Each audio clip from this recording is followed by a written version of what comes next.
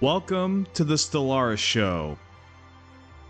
I'm Volairen, and we are going to play arc welders today.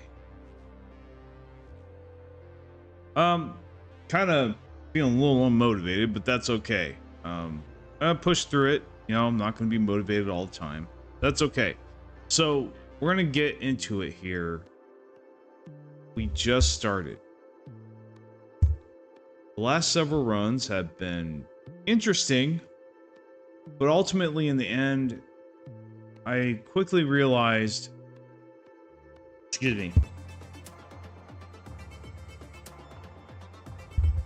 that they just did not have what it took to keep the game fun and interesting.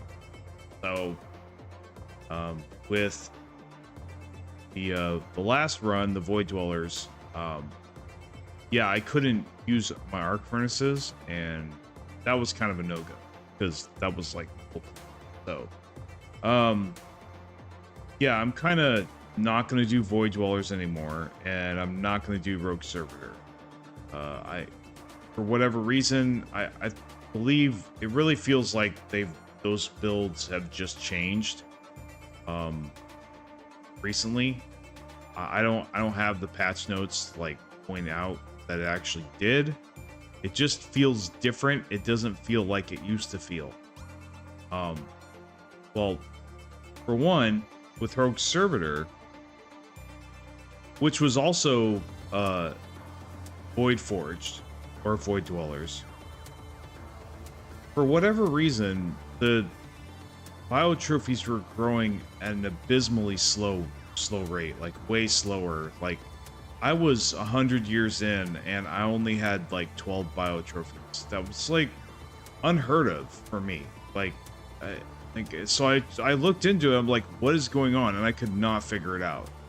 The only thing I could come up with is that somewhere along the line, either, well, for one, I noticed that most of the habitats were not spawning bio trophies. Like they weren't immigrating, they weren't they simply weren't growing. Like their portrait wasn't there, and I couldn't click on it to select their portrait like I could in other games. So it had been a while since I played Rogue Servitor. So this is the first time I'd ever seen anything like this. So I skipped that game. I was like, okay, plus also I also think that there was another reason also that I skipped, and I can't remember what it was.